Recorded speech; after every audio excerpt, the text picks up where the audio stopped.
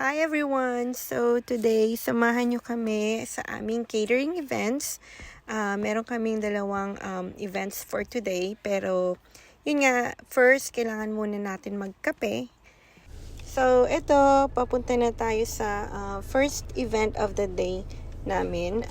Ayan, mag-check-in muna tayo kasi gated community siya. Kaya pagbubuksan muna nila tayo ng gate. Pagkapasok pa lang namin, guys, ayan na. Tingnan nyo naman dun sa left side naman.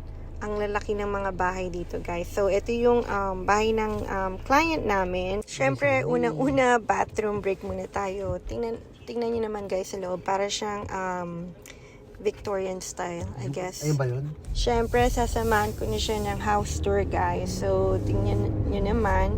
Saka yan yung setup nila. So, perfect na perfect sa crepes namin.